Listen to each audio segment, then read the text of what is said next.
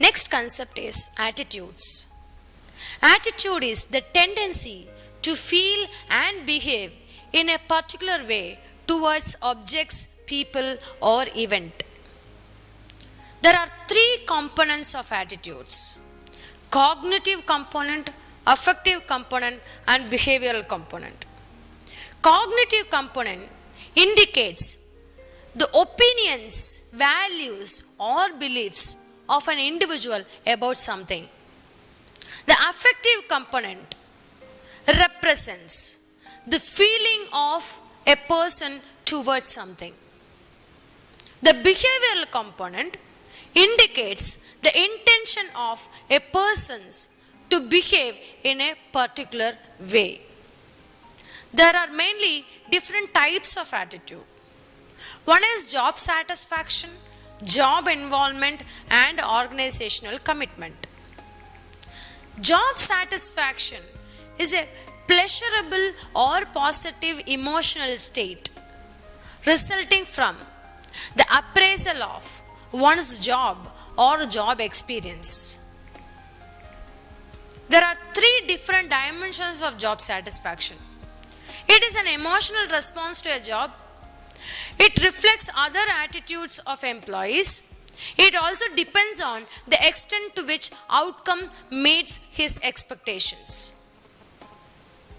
The types of attitudes again continue with job satisfaction is outcome of job satisfaction. When there is a job satisfaction is there or when there is no job satisfaction, there are various outcomes. It is not a strong relationship with productivity. It is moderate relationship with turnover. Inverse relationship with absenteeism. When job satisfaction is high, absenteeism will come down. It will be less. Inverse relationship with stress level, accidents, grievance, etc. Next type of attitude is job involvement.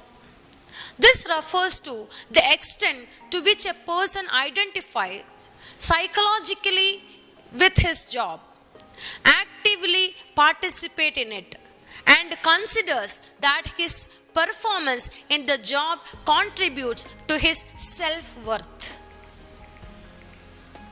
Next is organizational commitment. It refers to an employee's satisfaction with a particular organization and its goals. Mayer and Allen proposed three-component model of organizational commitment: affective commitment, continuance commitment, normative commitment. Affective commitment concerned with the employee's emotional attachment and involvement with the organization. Continuance commitment influenced by the cost that could accrue to the employees if he leaves the organization.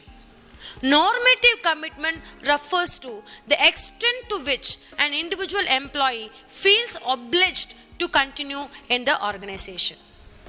There are different functions of attitudes. First one is adjustment function. People modify their attitudes to adjust to their work environment. Next is ego defensive attitude or ego defensive function. It helps them to defend their self-image. The next function is value expression. People express their values through their attitudes. Next is knowledge function. Attitudes provide a standard of reference which allow people to understand and explain their environment. Next point is attitudes and consistency. People constantly try to align their attitudes with their behavior and eliminate any divergence among their attitudes. Next important topic is called as cognitive dissonance. Leon Festinger defined cognitive dissonance as it refers to the incompatibility that an individual may perceive between two or more of his own attitude or between his behaviors and attitude. Next is sources of attitude. Inherited from parents and acquired from teachers or peer group members attitude is getting formed. It is similar to personality. Attitude of the person also is getting formed based on these people. It is also formed based on heredity predispositions. Next is interpretation and attitudes that we emulate. These are all the various sources of attitude. Here we will see the ethical issues in organizational behavior.